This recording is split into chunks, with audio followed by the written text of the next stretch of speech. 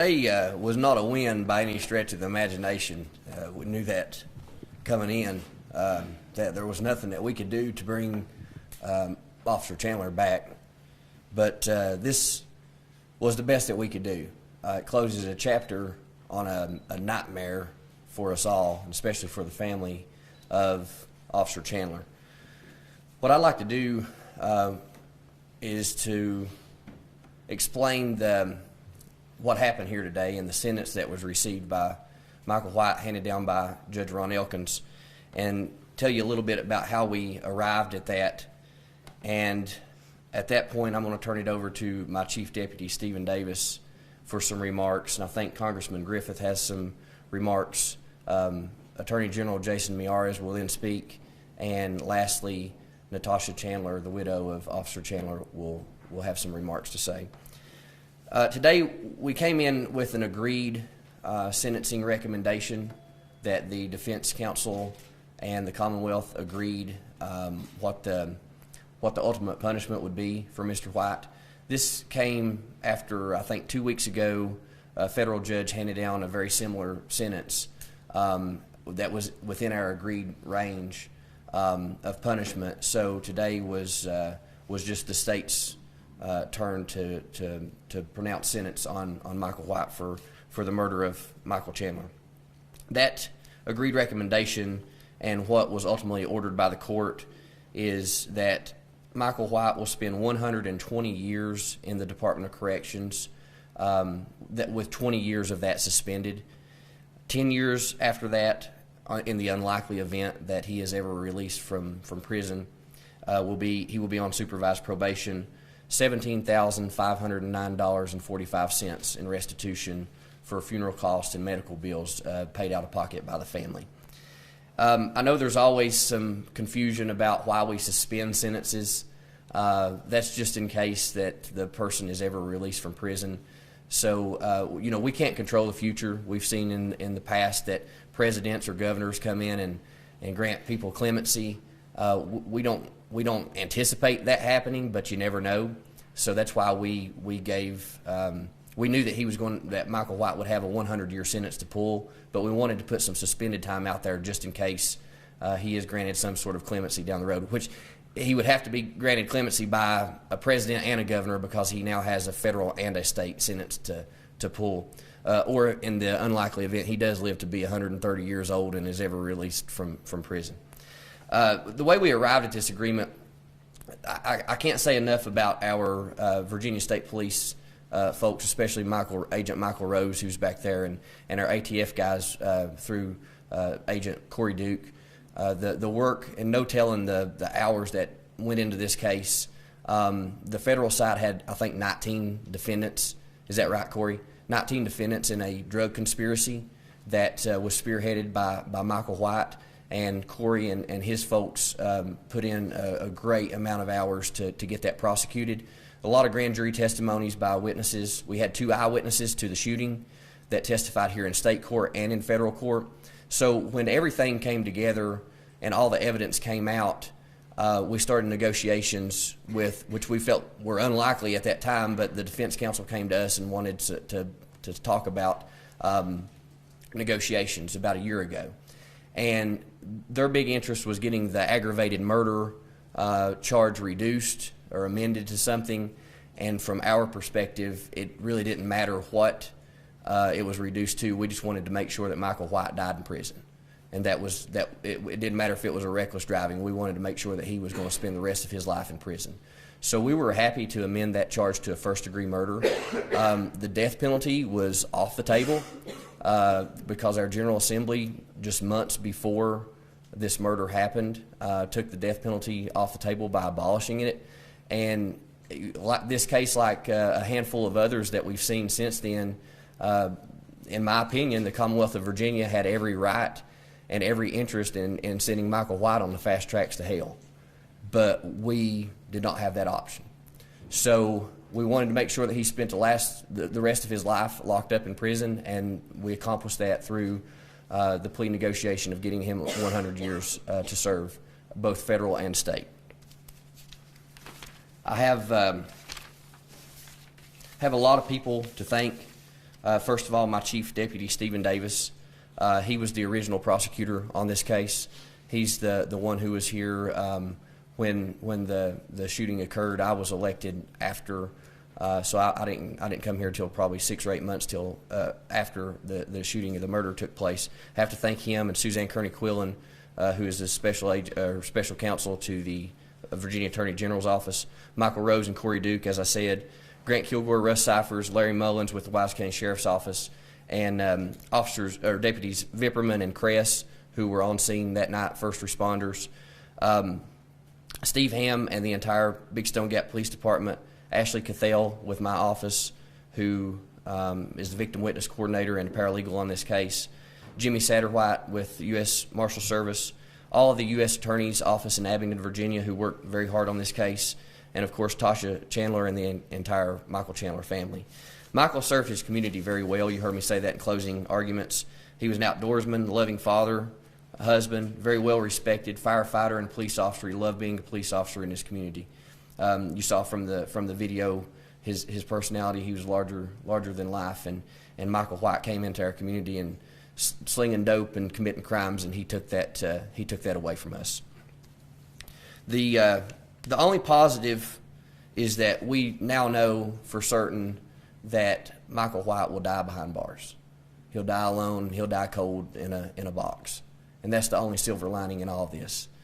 Today was not a win. It was the best that we could do. It was closure for a lot of us. It closed out a chapter, but it will never be considered a win. Michael Chandler died a hero, and we will forever remember him just as that. So with that, I'm going to turn it over to my Chief Deputy, Stephen Davis. Thank you. Thank you, Brett. As prosecutors, we work tirelessly and many long hours, and especially cases of this magnitude, years can go by that we can make a public statement because of our ethical rules. So I appreciate Brett letting me make a brief statement. I just wanted to say something, and it comes from my heart. On November 13, 2021, Officer Michael Chandler was murdered in cold blood while working an extra shift on his 29th birthday. That was 1,216 days ago. That's 1,216 days that Michael's family, friends, and our community have mourned this unspeakable loss. For 1,216 days, members of law enforcement and our prosecution team have worked tirelessly to bring this coward to justice. On the day that we buried Officer Chandler, I promised his wife, Natasha, that I would do everything within my power to see that Michael's killer never spent another day as a free man. Since that day, one of my main motivations every morning has been to fulfill that promise. My hope is that today marks day one that we can begin to feel some peace and some closure. I can't begin to give enough praise and thanks to our local, state, and federal law enforcement officers involved in this case. And I want to give a special thanks to my co-counsel, Commonwealth's Attorney Brett Hall, and Suzanne Kearney Quillen, Special Counsel with the Virginia Attorney General's Office. I cannot be more proud of our office and all the hard work and sacrifice of so many people that have been vital to today's conclusion. Nothing that we've done today can replace the loss of Michael, but I can confidently say that we have done everything to ensure that his killer never spends another day as a free man. Thank you all. Next, Congressman Morgan Griffith is here with us today, and he has some remarks he would like to make.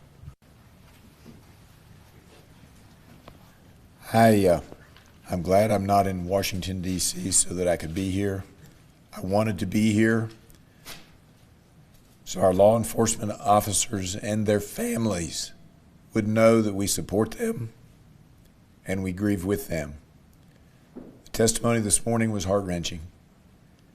I particularly was moved when Natasha talked about how God was great and how she hoped that even this monster would someday ask for forgiveness. Thanks to all of you, and thanks be to God. Thank you, Congressman. Next, we'll have our Attorney General, Jason Miyares, who came down especially for this case to have some remarks. Thank you. We hear a lot of talk about justice in America today, and while the justice system can never replace the loss of Michael Chandler in Virginia, we'll always exhaust ourselves to see that justice is served.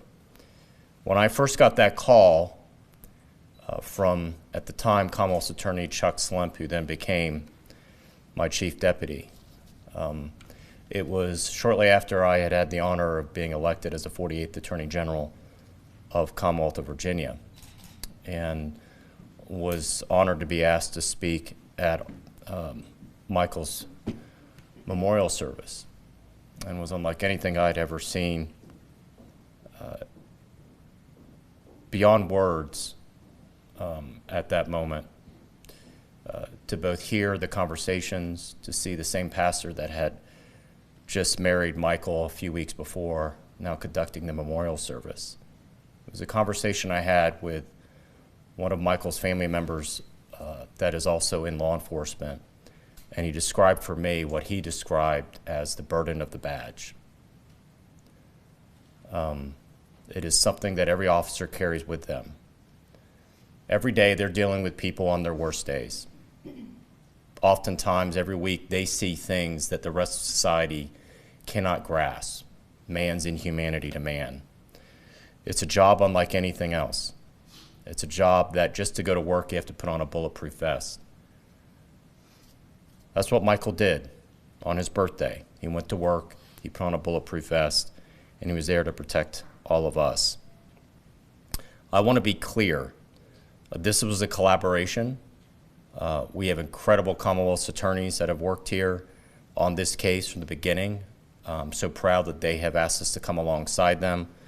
I want to especially thank Virginia Assistant Attorney General Suzanne Kearney-Quillen for her outstanding work, as well as Wise County's Commonwealth's Attorney Stephen Davis.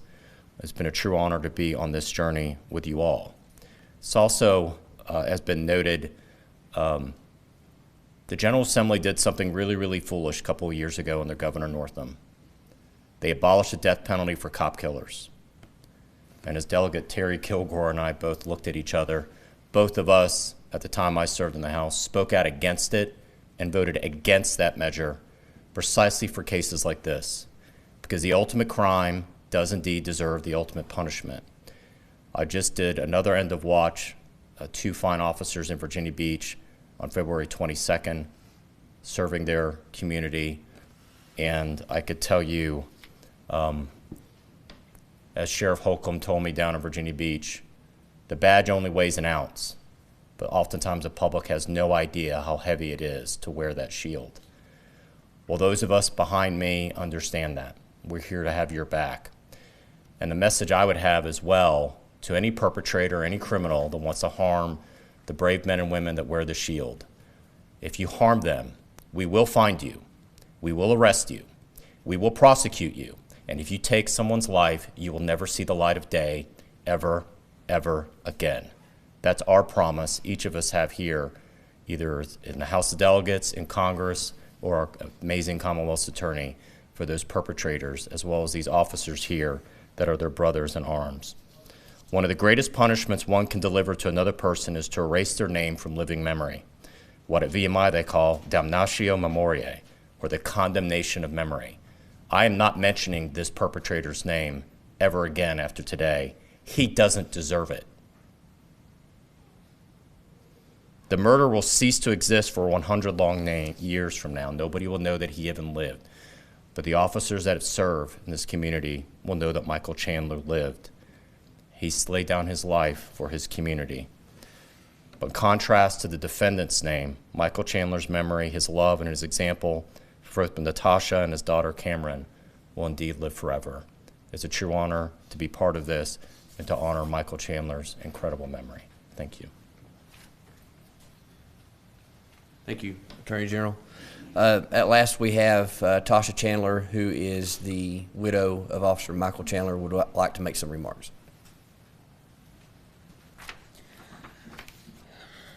I am humbled by God's grace that has carried me through this devastating journey. Through his strength alone, I have found the courage to face each day, even when the weight of loss felt unbearable. The Lord has been my shield and my comfort, showing me that even in our darkest hours, his light never dims. I am deeply grateful to the Commonwealth Attorney's Office for securing this conviction and all law enforcement personnel who worked tirelessly on this case. Your support and dedication mean more than words can express. While this sentencing doesn't bring Michael back, it offers closure. He died protecting our community, a daily risk that every officer accepts when wearing the badge. Today, justice, the very principle he gave his life defending, has been served. This verdict marks a new chapter for my life. Though the path ahead remains challenging, I know that God will continue to guide us. Michael's legacy will live on through the lives he has touched and the example he set both as an officer and a loving father and husband. May God continue to watch over our law enforcement community, and may he bless the memory of my beloved Michael, badge number 512, who gave his life in service to others. Job 13:15, though he slay me, yet I will trust him. Thank you. Thank you, Tasha. In close, we had a trial here about a year ago with a defendant that shot our beloved police chief, and our police chief is with us. Mr. James Lane is here with us today. And in closing arguments during that trial, I described the thin blue line that we all see that separates us from the general public from chaos. And Michael Chandler, I'm saying this to his family, Michael Chandler was that thin blue line that separated us from the evil who are people like Michael White. So we appreciate you all being here. We're happy to have this closed, this chapter closed out. And with that, we'll take any questions that you may have for us.